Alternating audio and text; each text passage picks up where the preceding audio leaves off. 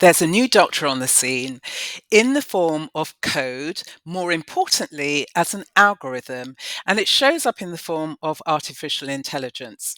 So, technology really is taking on the healthcare system, whereby there's going to be an increase in AI doctors working alongside human doctors with the view to increasing our opportunity to live longer. But always bear in mind, obviously, we cannot outlive the biological process. So, in this episode, I want to talk through a tool that can actually help you increase your health and well-being.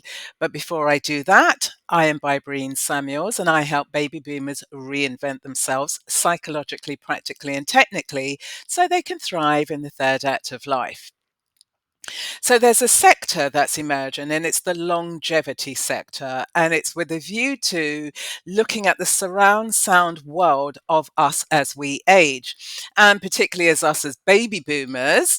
And the silent generation, there is this talk as, the more we age is the more our body begins to fall apart. On some level, there may be some truth in that. But on another level, there are ways that we can actually take steps to improve our healthcare.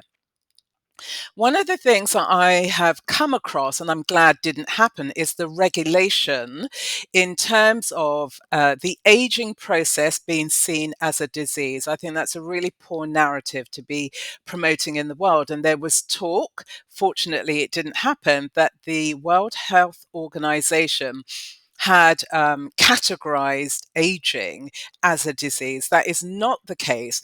Actually, the word in terms of aging replaced the word of senility because there were kind of negative connotations in terms of being senile, and the word was replaced. So, therefore, it creates an opportunity for everybody in the healthcare to standardize how the aging process is actually talked about.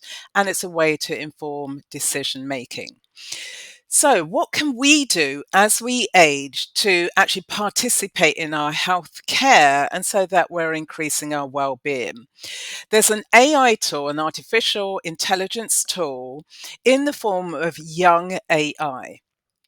And this is actually a reflection of additional players into the healthcare scene, and they're in the form of technology companies. So that obviously raises a whole range of other questions.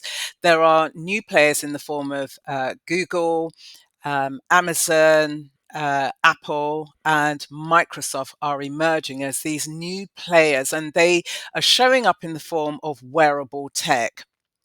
So you've got the Fitbits as well as Apple Watches. And what they do, this piece of wearable tech, is the ability to read the data that's going on inside our bodies. And this is a way where we can improve our health chances. So with Young.ai, the idea is that you're going to upload data. Now that could be in the form of a photograph. So it shows actually on the skin your age, and it's about looking at the biological age against the chronological age. Also, blood tests, for example, and what that can reveal about you. And the idea is that this data gets updated and on the basis of the feedback from what's coming from your body. And if, for example, that your biological age is greater than your chronological age, then that potentially presents a problem and is an indicator that you need to do something to improve your health care and your well-being and take better care of yourself.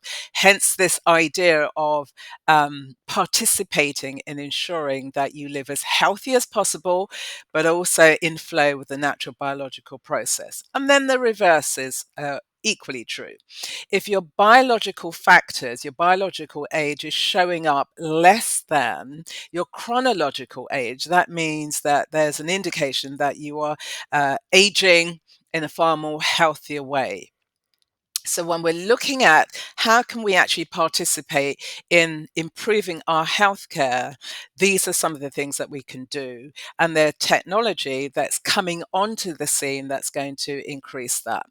Now, from the medic's point of view, the human doctors, they may raise a question that actually can an algorithm, can this black box actually supersede the role of doctors? No, not necessarily. The idea is about the efficiency and the efficacy of AI to facilitate the health journey, working alongside a human doctor.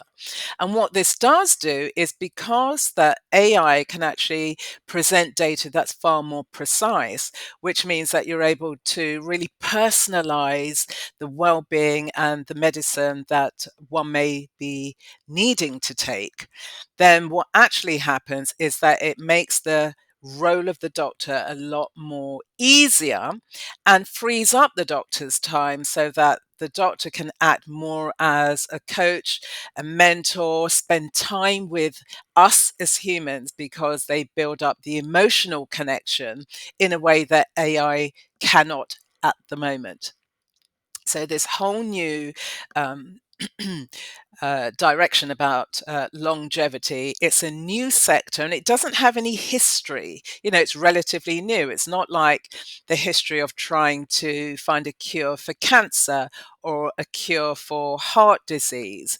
It's more about, this is a new sector, it's new data, and the AI is facilitating health improvements, but it will not outlast our biological natural process. So that's what I wanted to share with you today, this idea that we can improve the quality of our health. But I am very much against this idea of living into infinity. We cannot outlive the biological process. So that's it. Start taking the opportunity to improve your well-being and your healthcare by checking the data that's actually coming from your body, and then you will know the steps you will have to take. So that's it. That's all I wanted to share on this episode, and I will see you again next time. Take care. Bye bye.